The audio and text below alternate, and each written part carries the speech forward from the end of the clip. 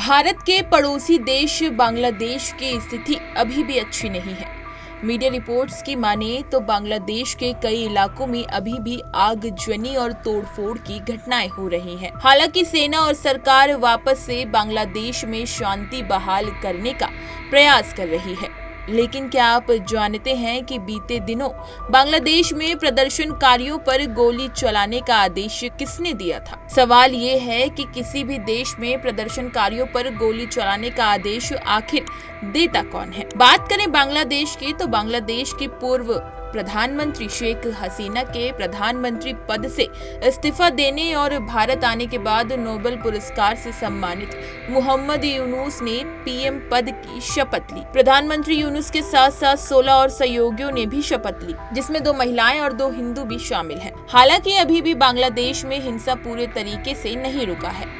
आज हम आपको बताएंगे कि बांग्लादेश में प्रदर्शन के समय प्रदर्शनकारियों पर गोली चलाने का आदेश आखिर किसने दिया था। अब सवाल ये है कि किसी भी देश में किसी भी स्थिति में प्रदर्शनकारियों पर गोली चलाने का आदेश देता कौन है? जानकारी के मुताबिक किसी भी देश में सरकार के पास ही सुरक्षा से जुड़े सभी फैसले लेने का अधिकार होता है। हालांकि इसके लिए अलग अलग मंत्रालय बने होते हैं, जिसमें गृह मंत्रालय और रक्षा मंत्रालय शामिल है।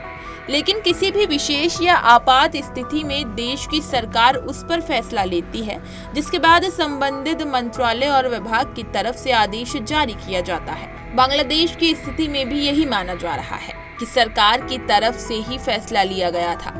हालांकि पूर्व प्रधानमंत्री शेख हसीना के पुत्र सजीब वाजेद ने एक खास बातचीत में कुछ बातों का जिक्र किया है, जिसमें वाजेद ने पश्चिमी देशों में सक्रिय बांग्लादेश के विरोधी समूह पर हिंसा भड़काने का आरोप लगाया है। उन्होंने कहा है कि कुछ पश्चिमी समूह विरोध को भड़काते रहे।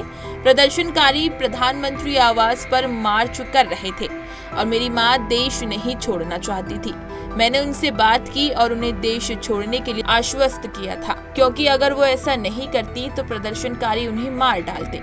सजीब वाजेद के मुताबिक बांग्लादेश में फैली हिंसा के बावजूद उनकी मां ने आदेश दिया था कि प्रदर्शनकारियों पर गोली नहीं चलाई जानी चाहिए। साथ ही उन्होंने आगे कहा कि मेरी मां ने पुलिस और सेना को आदेश दिया था कि प्रदर्शनकारियों को नहीं मारना है। इसलिए जब प्रदर्शनकारियों ने पीएम आवास पर मार्च किया तो सेना ने ढाका की सीमाओं पर बैरिकेड लगाए थे और सेना ने हवा में गोलीबारी की थी। इसी तरह की तमाम खबरें और अन्य अपडेट्स के लिए बने रहिए हमारे साथ और देखते रहिए punjabkesari.com।